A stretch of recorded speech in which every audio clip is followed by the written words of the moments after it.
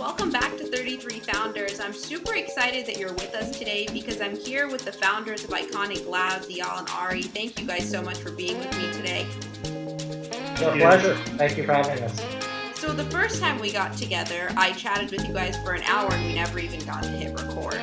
So I want you to share all of that great information about what you're working on with ICONYC Labs to bring Israeli startups to the US and really help them have a presence here. You want to start?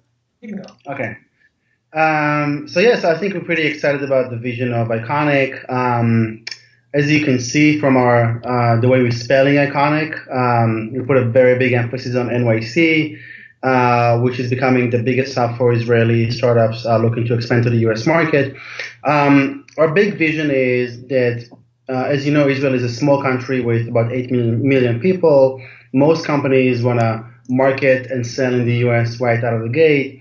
And we wanted to give our startups the easiest path, as much as possible to get to relevant customers, relevant partners, really trying to accelerate the pace of their growth. Because at the end of the day, as innovative as Israelis are, and I think we all know that Israel, is a startup nation for a reason, they are 11 hours, flight distance from New York.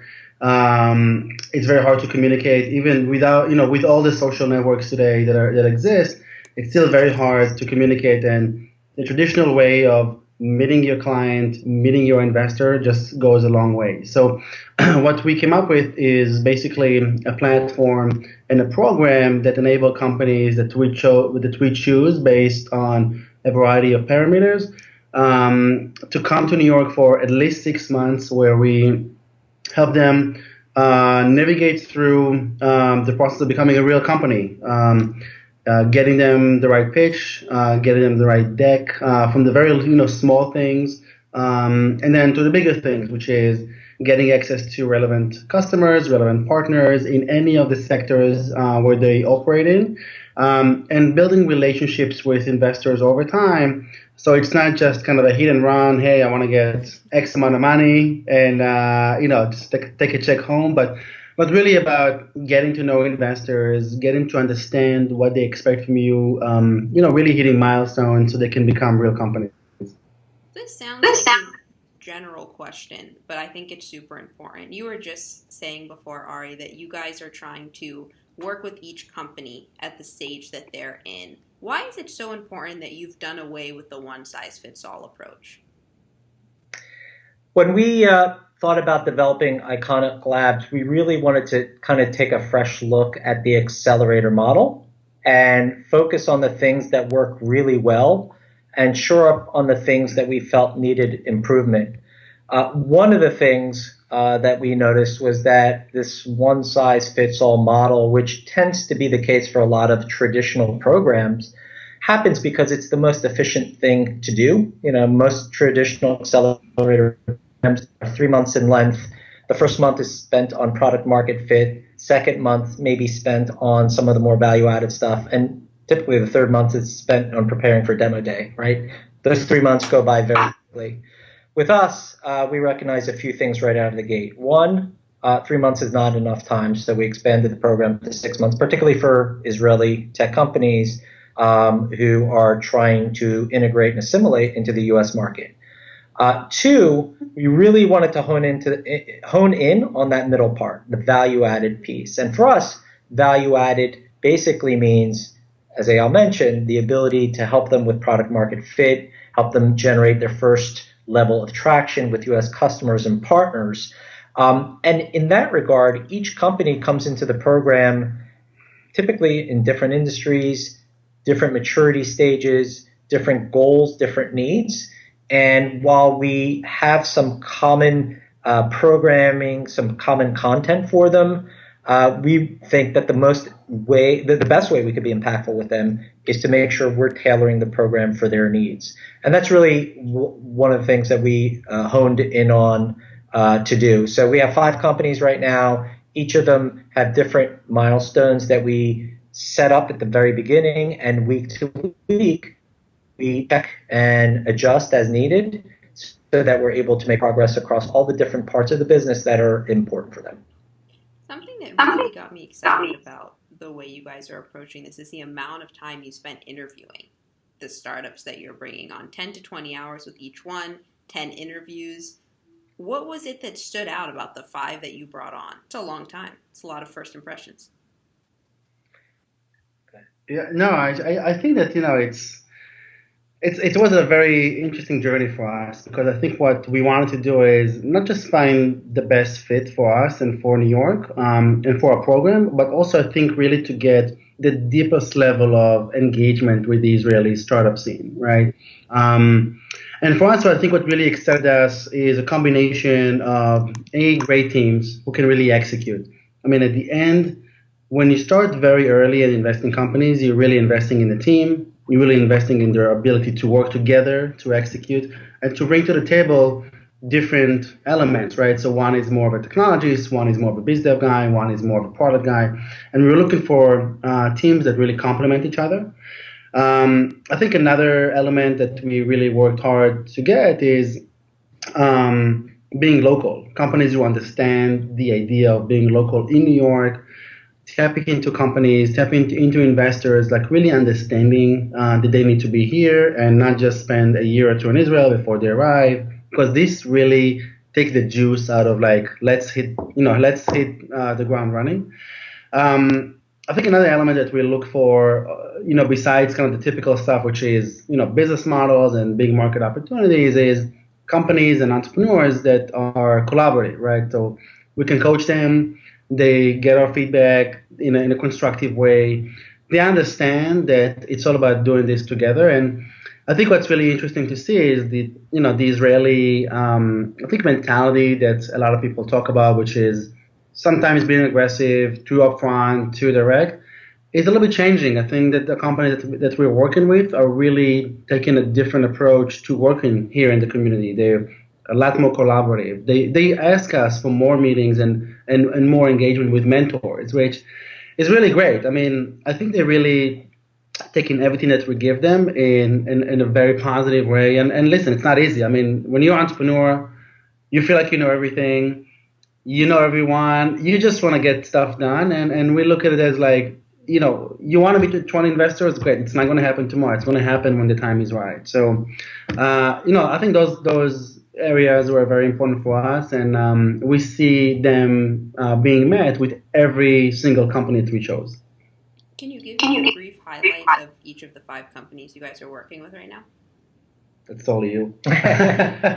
Sure, and happy to talk more deeply on any of them. So our common theme for this particular group of 5 companies was this idea of smart data startups. So data and analytics companies that were trying to solve big problems, either for the business market or for the consumer market. We didn't necessarily start out with that theme, but the more startups and entrepreneurs that we spoke to, the more it became clear that this was a sweet spot for Israeli innovation. So what's interesting about the current group is that while that is a common theme, they all operate pretty much in very distinct industrial sectors. So we have 5 companies. I'll run through them pretty quickly. We've got a company called ICONYC, which is in the industrial IoT space, so basically selling enterprise software. We have a company called Flux, which is an agricultural technology company that's creating a smart hardware product that enables urban farming for consumers and very small farm growers. We have an advertising technology, video advertising technology called ClickSpree, which is on the cusp of emotional advertising. They do state of mind advertising, meaning they deliver video ads in a manner that makes them more engaging to consumer and less obtrusive. We have a company called MindLift, which is in the mobile health space. They're trying to innovate in the area of ADHD management and treatment, so a non-drug kind of alternative solution there. And then we have DandyLoop, which is an e-commerce company. We like to call them kind of an outbrain for e-commerce. They're creating a cross-promotion marketplace for online stores. So those are the 5. What's really interesting about this group is that not only is it a mix industrially, we have a mix of founders. We have female entrepreneurs, male entrepreneurs. We have Arab Israelis. We have traditional Israelis, if there's such a thing as a traditional Israeli. We have two of our teams. The two co-founders have actually known each other from kindergarten. So these are lifelong, not only professional, personal relationships on top of the professional relationships. So it's a great class of folks. And again, founders who are in their young 20s, founders who are in their mid 30s, single, married. It's a great mix of folks. And I think, as Eyal mentioned, they are all very committed to trying to build their business in a very global framework. I know that you're not allowed to pick favorites, but my life dream is to have my own farm. So if you want to give Flux a little bit of extra help, I won't be upset. One thing I want to dive into, Arie, that you actually wrote a really great post about is the pitch. And you explained that it's really important, just like you said, Eyal, that founders start with explaining why their team is the one to execute the mission. Can you give me an example of a great pitch, whether it's your own pitch or a pitch that you've received? So a great pitch that an entrepreneur has made to an investor? Yeah, let's go with that. Yeah, so that's actually an area we work very closely with all of our companies in right now.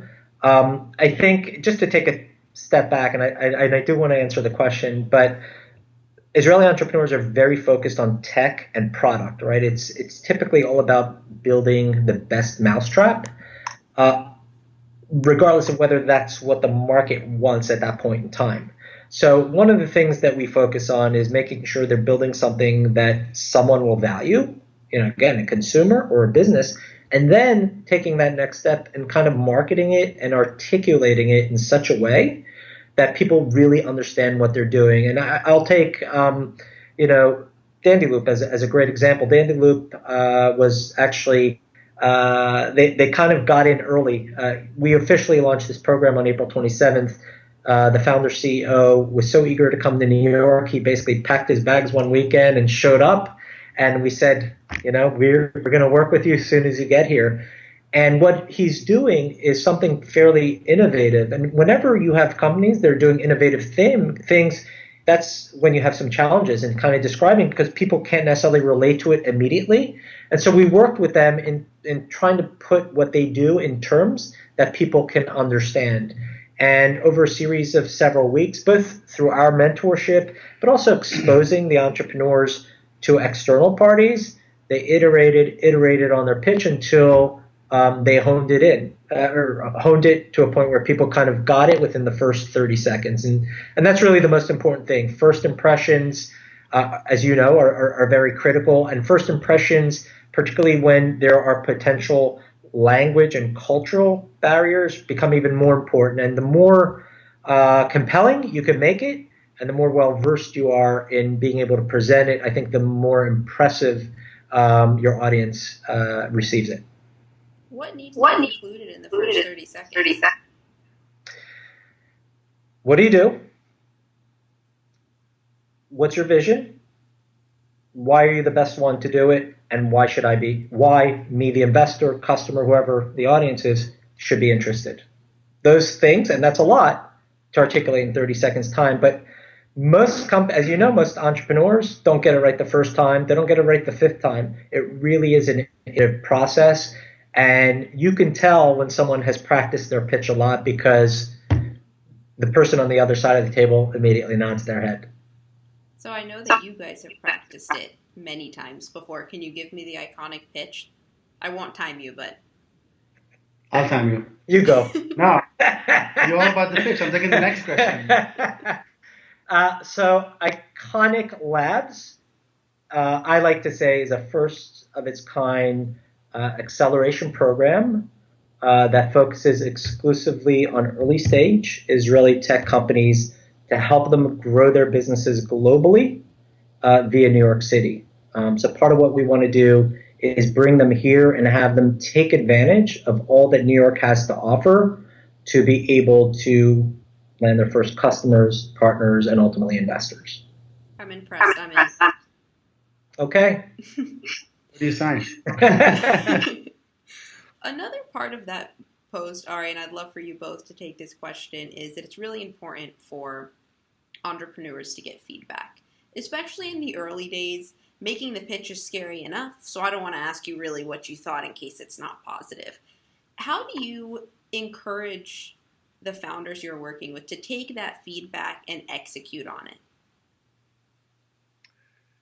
So I think, it's in a variety of ways, right? So we have a weekly meeting every single Monday. So Mondays are crazy for us because every single company gets at least an hour with us. And I think what we want to share with them every week is where you are with the pitch, where you are with your deck, where you are with communication. Because what happens is those companies are going around and they're meeting potential partners and potential clients, and they're communicating via email. And we actually get feedback afterwards from the people that we connect them with. And then many times they come to us and say, listen, great guys, I have no idea what they're doing, which is the bad thing. And sometimes they say, great guys, I like it. I have to kind of stand it around. I get it. So I think what we're getting is kind of a mix of some companies need more help with pitch. Some guys need more help with some other areas, that they're working on. So one way for us to get feedback is through meetings externally. And I think that's actually going very well with our companies because they say, oh, I didn't know it, or I didn't get it, he didn't get it. So I think for us, that's very big. What we do with them also is something we call role play, right? So I'm the investor, you're the entrepreneur. We just really simulate a meeting. So, nice to meet you. Hi, I'm Omer from Dandelion. Great, what do you do? We actually kind of coach them on the icebreaker, right? I mean, Israelis are trained to be very direct. They sit down and say, hey, I have a product. I have private employees. I'm looking to raise $5 million, right? So they're coding it, right? So we want to uncode it in a way and get the story out, right? So, I have an e-commerce company. I'm looking to build such and such, and I see a great market opportunity. It's a really kind of build a story. And when we do those role playing, it's actually great. And then we have another thing, which is just going to events. So we do roundtables. We do social events where it's like a happy hour. So we go in our space and we have one of the companies basically talking to 200 people there and saying, hey, I am Aziz from MindLift. I'm trying to solve the biggest problem in, today is for kids, which is ADHD. Many Americans are suffering from it. So anyway, I think we're trying to put them in situations where they have to communicate. And once they go through this, it becomes second nature, right? It's not just about I'm raising money. I'm not just looking for a check. Let me tell you my story. And the idea of having a personal touch about their own stories, about why they come up with the idea, what's their teams like, why they want to go after this, why they left their kids home for 3 weeks in Israel, right? Those are the kind of things that I think help build not just communication, but also data points and credibility with investors and really everyone else they're meeting with. When it comes to adding their personal story, and I've always been curious about this, how much should you tell them? Because sometimes I feel like I start out and now they know what I was doing in 5th grade and no one cares about that. I think for an initial meeting, it really is important to capture the inspiration and passion as an entrepreneur that got you to do this, because entrepreneurship is probably one of the scariest things for any human being to do. It's obviously very unpredictable. No 2 days are the same, and there's high failure rates, right?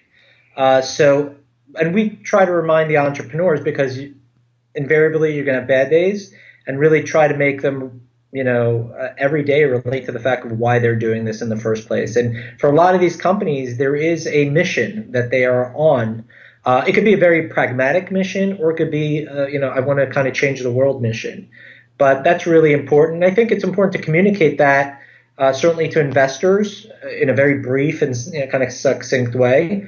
But even customers, I think, relate to that, because, the reality is people like to be inspired, and they like to support people who are inspirational and who are chasing, something and trying to figure it out and trying to help solve a problem.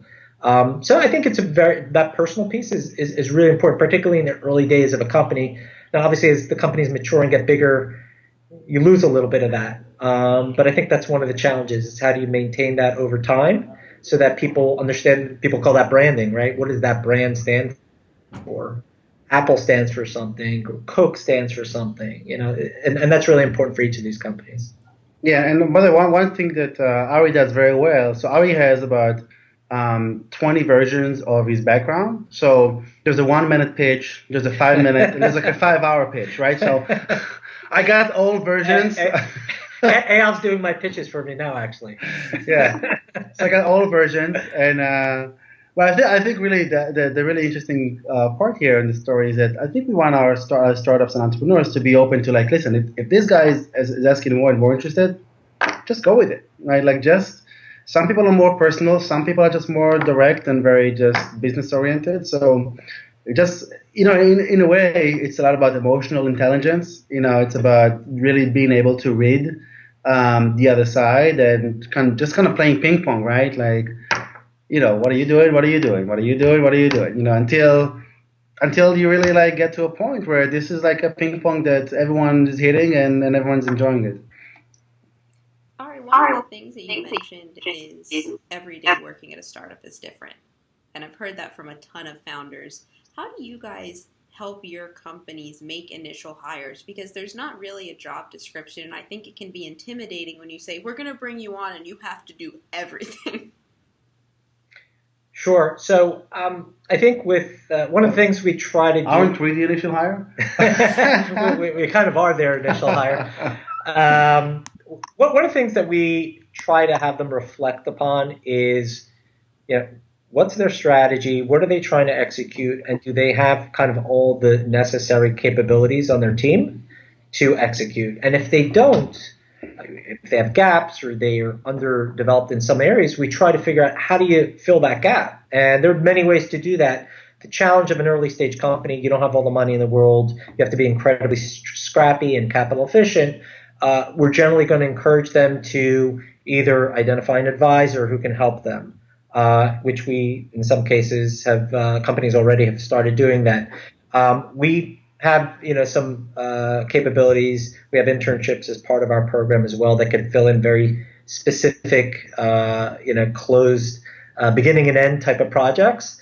And consultants, right? Contractors. The beauty of, I think, today's marketplace is that you don't have to bring someone on full time. If you have, a particular action item you're trying to solve, you could turn that into a variable cost, incentivize people through some cash or equity to get them to help fill that particular needs until you're at a point where you could, more permanently staff up or bring in resources. So I think what we encourage our companies to do, and they're very good at it on their own because they tend to be pretty scrappy to begin with, is to just be as efficient about what they're focused on, the resources they bring to bear, so that they can grow and ultimately get those resources to build out their team in a more permanent way. When it comes to the team, especially in the early days, I just read a great post in the first round review about the importance of establishing your culture from day one. How do you help the companies that you work with answer the question, who do we want to be when we grow up? So, you want to take that? Or? No, you can start. I think some of them know that already. And again, I think it goes back to the reason why they're doing what they're doing. Maybe they were at a previous organization. This is all they know. This is kind of the industries or the profession they grew up in. Maybe at some point along the way in their lives, they were touched by a particular event or a passion, a hobby. And they said, you know what?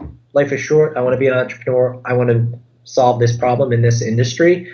So many of them kind of come with a bit of a culture already, and we don't, necessarily want to impose a culture upon them because, as you know, that's one of the things that culture is so critical in helping identify talent, keep talent, get through the muck that happens kind of day to day. And we really want that to be generated by the company themselves, and typically it's generated by the CEO. That's that's really a core part of what their job responsibilities are.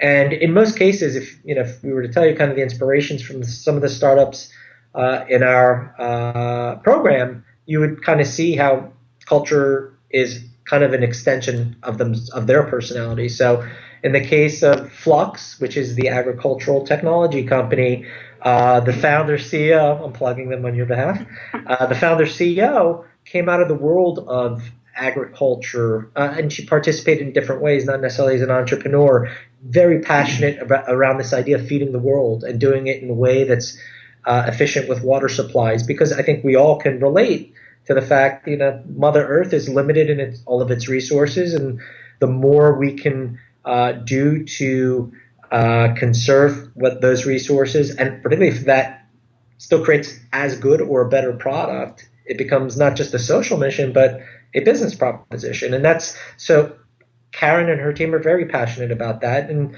go to the other extreme, the mobile health company we mentioned earlier, MindLift, is very much comes from a personal experience of the founder, Aziz, who has ADHD in his family and saw this as a problem and came to recognize that the problem is pretty massive. It's much more beyond his family. And, he was drawn to it because of that personal experience. So each founder kind of has their own story. And again, sometimes it's not, I want to change the world necessarily, but there's something that kind of happened along their way where a light bulb went off and they said to themselves, I'm going to quit what I'm doing and go on this crazy journey to kind of, solve this problem.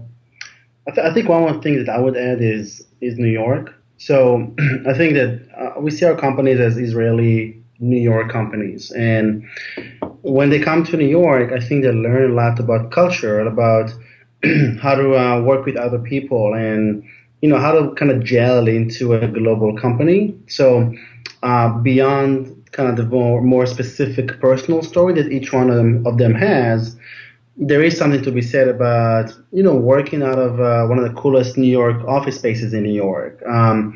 We had dinner with our advisors a couple of weeks ago where, we took them to a kind of a nice restaurant. Everyone was talking about himself. I mean, they understand that this is a lot about creating a culture of inclusiveness and working together and collaborating. And that's really cool because I think that we already see after a few weeks that those guys are carrying themselves in a totally different way than before, which is, listen, this is not high school. We're not here to educate them like, right, you have to be here by 9 and all that. But I think we do want them to learn and to go back home and take it with them. When it comes to helping them set goals, what frameworks do you use to get them through the early stages? They gotta bust their ass. No, we when they arrive, we sit with them and we put together a 6-month plan that has specific milestones on the traction side. So, for example, we have a company called ClickSpree. They're in the advertising technology space in video. They need to get 3 to 5 pilots with some of the top publishers in New York or in America, really, right? So the AOLs of the world and the Yahoos of the world. And we sat down with them and we said, okay, here's a list of publishers that we want to tackle, and we're going to make those introductions. We're going to work with you very hard to get into those companies so we can get, a couple of pilots in. So now, the CEO is coming back. His name is Nati. He's coming back. He has a pilot in the works with one of the top publishers in the US and in New York, which is great. Now, another milestone for him is to get a better website, get a better deck, improve his pitch, and make it a little bit more focused, right? So, we put together this plan, and also we put together kind of a target list of who would be the investors that you need to develop relationships with. Not necessarily they're going to invest in you, but at least want to work together with us in order to develop relationships. And here are the events that you need to attend during those next 6 months. So we track this every single week. It's very tedious and it's very hard, but I think at the end of the day, that's how we differentiate ourselves. And we're going back to that. It's not 3 months, having a weekly mentorship session and going to social events and just doing the typical accelerator thing where they're going to demo days at the end of it, but more about we are your strategic partner. We'll help you all across the board. And I think it really resonates. I mean, the first thing that we heard from Omer, who was the first guy who came here, he said, wow, this is like so different from what I've done so far, because I was in a couple of accelerators in Israel, and it's so much more personal. And I think when he said that, it kind of like hit us that we're really doing something different, and then it actually resonates with our entrepreneurs. Yeah, and just one last point, taking ClickSpree as the example, Nati is, an amazing entrepreneur, a behavioral analytics expert. If you had to put together a dream team to attack the problem he's trying to attack, it would be his team. And so part of this is just about surfacing what's there already and making sure we're just magnifying the things that are going to make these companies special, and making sure that the entrepreneurs and the teams are aware of what those things are. And that's why it's a blast to be working with these people, because they all have incredible talents. And we're just, trying to help them kind of navigate their way through. I think 100% the most interesting part for me, at least, about ICONYC is the personal approach that you guys have taken. Run me through your typical day. How long do we have? I got 24 hours, so start at the beginning. What do you have when you have for breakfast, when you get up? Coffee. Yeah. For breakfast, coffee for lunch, and coffee for dinner. Yeah. Now, I don't know, a typical day, here's the beauty of the model. There is no typical day, which is great, although it is truly a round-the-clock operation. We're working with our companies literally every day, on the weekends, because that's the reality of startups, right? You're not IBM. You're trying to really build something which is hard. You're trying to get validation, credibility, traction. These are very, very hard things to do.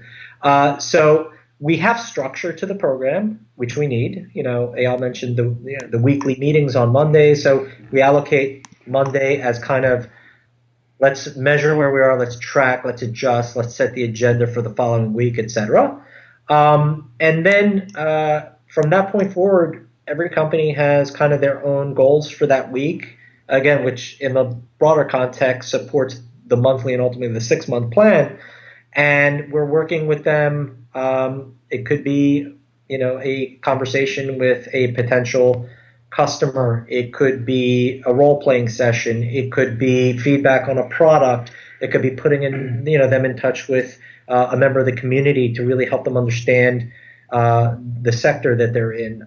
So it really can be across the board, but the context for all of it for them is that it's supporting one of their goals. And for us, it just means we could literally, be wearing kind of an investor hat on one call, a partner hat on another call, a cheerleader hat on another call. I mean, there are so many different hats.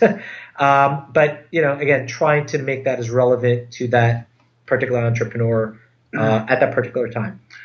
Yeah, and I'd say that, one of the most amazing things about our job, and also one of the challenges, is that, with 3 people, including Sharon, who is, running operations for us, and there's so much time in the day, and, we're working with partners, and we're working with investors, and working with our companies, and between trying to develop new relationships, maintain existing relationships, working with our companies, working with our investors, working with our lawyers, working with our accountants. I mean, there's just so many moving parts here. And I think one of the things that really excites me about all 3 of us working together is that I think we're very collaborative, and I think everyone in the community really understands that we're all about win-win, and we're all about not just making some cash and running away. We're really about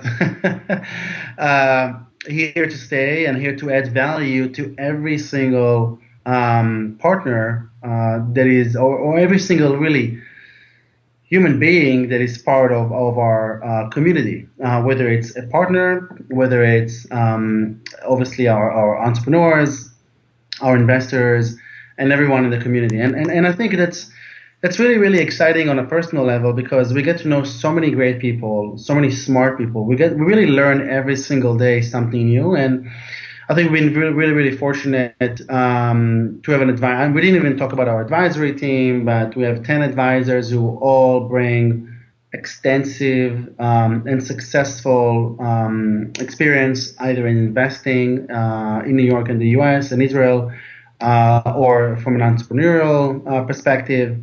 And those things are really, they go a long way. And really, I think really what's keeping us very excited while we're doing all this, and we usually get to like the weekends where we don't even want to talk to each other, we don't want to see each other, we're like done with it. Is the fact that I think we're surrounded by a lot of really really good people. When it comes to diving into your advisory board a little bit, how large of a role do they play with the 5 companies you have right now? I think it's varying degrees. Right. It really, part of it is dependent on their personal interest and how they want to engage. We've done everything from bring them in to do fireside chats while the companies are here, give a perspective on entrepreneurship, all the way down to, hey, some of them raise their hand, say, I actually am particularly interested in helping this company. Could I advise them? Please, allow me, to have access to them, etc. So that's kind of the beauty of the format, I think, is that we really open up the entrepreneurs, we open up the advisors, and we let them engage freely in how they want to interact with each other. But the advisory board, or the advisory council has been incredibly supportive. And for us, I think it reinforces this idea that New York tech is interested in supporting tech from around the world, but in particular Israeli tech that wants to build a presence in New York. And as even prior to launching this program, just feeling that support was really important. How did you guys go about evaluating the advisors to bring on? I think it's about value creation, right? So I think we had 2 probably big buckets. One is New York, Israel. Have they done anything with Israeli companies? Have they invested in Israeli companies? So if you look at our investors who are general partners from top VCs in New York, they all have invested in Israeli companies. They all wanna continue to invest in Israeli companies. So they have interest in Israeli startups and innovation. So if you look at Andrew Cleland, who is a managing director at Comcast Ventures, he's on the board of a company called Sunday Sky, which is very successful and a growing company in Israel and New York. Kirill Schenkman, he's a managing director at RTP Ventures. They invested in about 3 or 4 Israeli companies, and then it kind of goes on and on. And on the entrepreneurial side, it's exactly the same thing, right? So Michael Rubinstein, who is the president of AppNexus, he was actually, I think, the catalyst for AppNexus to open an R&D center in Israel. They don't have it now anymore, but they want to actually do it again. Zori Ardeni, who was a product guy at Newton, which is a very successful little New York company. He was actually born in Israel. So there is this Israeli connection. And then on the other thing is value creation. Can they help us open a door? Can they email us back? When we look at companies, can they help us review them and give us their advice? I think those are 2 very critical things. And I think the third thing is, it's kind of, as a related note, they're great people. When we ask them for something, they're just there for us. Many of them have been personal mentors of mine. And, I think access today is a dramatic problem. I mean, there's just so much noise, so many companies. And if you don't know the right people today, you just don't have access. And it's like hitting a wall. And I think that's what we're trying to solve for Israeli startups based on the connections and relationships that we've, cultivated over many years doing this. All right, last question. Let's fast forward 3 years. We're having a conversation, but this time I'm in New York. And you have this big channel. It's 33 channel. It's the first place people go. There's a huge cover story coming out about ICONYC Labs. What do you want the headline to be? ICONYC Labs company, fill in the blank, acquired by Google, and has made the entrepreneurs and their investors happy. So, can you hear mine? Yeah, I'm ready. ICONYC Labs is the biggest and most strategic hub for Israeli startups coming to New York. That's it. That's it. You can only put so much in a headline. That's the sub-headline for my headline. Perfect. Can't thank you guys enough for being with me today. Can we please close with you sharing how everyone can stay up to date with what you're working on and get involved? Sure. So I think there's a lot of information, first of all, on our website, ICONYCLabs.com, ICONYC Labs.com, and then on our social media, so Facebook and Twitter. We also have a lot of kind of media stories coming out. We were featured on CNN Money. We have a story hopefully developing with Forbes. We're on TechCrunch. So I think hopefully our startups are going to become more featured as they grow. So I think what we want to do is start with a website, get on our email list, follow us on Twitter and Facebook, and then between all those, you'll know what's going on with us. Perfect. Thank you, guys. Thank you so much. Thank you so much. It's been a pleasure.